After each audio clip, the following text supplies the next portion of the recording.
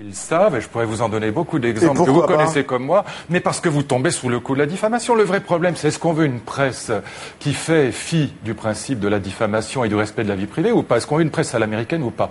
Nous n'en voulons à aucun prix pour l'essentiel des journalistes que je connais. C'est ça l'alternative, Alain Duhamel. Et donc, regardez par exemple, la presse américaine où ne rien dire et se taire et cacher le magazine de cette semaine, vous avez un épisode qui racontait d'un ancien ministre qui s'est fait poisser à Marrakech dans une partouze avec des petits garçons. Bon, probablement, nous savons tous ici de qui il s'agit. Très sincèrement, pas. Moi, je le sais. Et je pense que je suis pas le seul.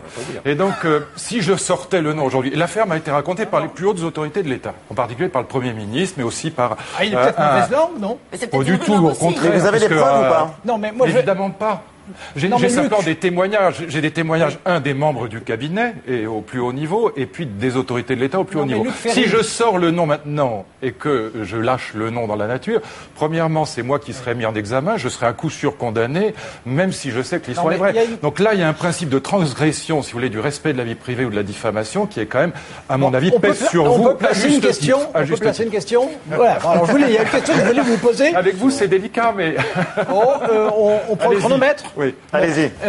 Justement, parce que quand vous étiez membre du gouvernement, oui. Est-ce que vous aviez le sentiment d'être entouré par des délinquants potentiels, par des obsédés sexuels, par des gens qui se comportaient mal ou pas? Pas du tout, absolument pas. Pas du tout, aucun. Non. Voilà qui est clair. Écoutez, dans le gouvernement, alors franchement, si je regarde des personnalités comme Villepin ou comme Fillon, alors franchement, c'est au contraire des gens qui sont absolument respectueux des femmes, alors franchement, jusqu'au bout des ongles, et qui sont en plus, je dirais, assez horrifiés par ce type de comportement.